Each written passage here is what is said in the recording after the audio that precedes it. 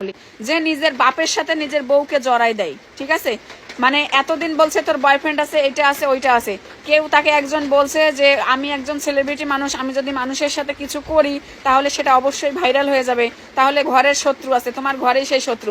তখন সে ঠিক করলো কি, আমার বোন জামাইয়ের সাথে জড়াইলো, আমার বোন জামাইয়ের সাথে বলতে বলতে চুপ হয়ে গেল। তখন কি করলো, সে তার বোন জামাইয়ের সাথে জড়াইলো। তার বোন জামাই বলতে সে জ্যোতি ব্লগসের কালামের সাথে আমাকে জড়ায়ে ওরকম 5-6 মাস আমাকে এক নাগারি পিটাইছে, এক নাগারি মারধর করছে, এক নাগারি বকাবাদ্য করছে, আজে বাজে ভাষা দিছে।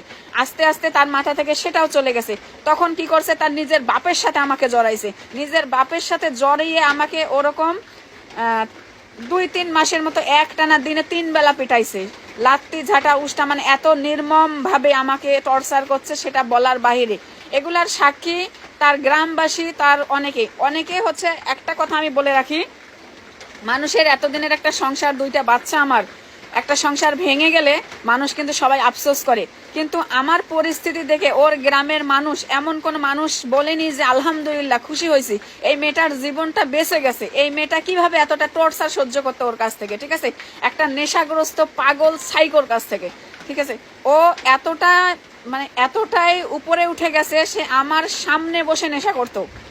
আমি যাকে এক সময় একটা সিগারেট ছুঁইতে দিতাম না, সেই মানুষটা এত বেপরোয়া হয়ে গেছিল যে আমার সামনে বসে, আমার 2টা বাচ্চা আবার রুমে ঘুমাচ্ছে, আমি পাশে এরকম গুটি সুটি হয়ে বসে আছি, ভয়ে একটা কথা বলতে পারি না, আর সে আমার সামনে ইয়াবা খাচ্ছে।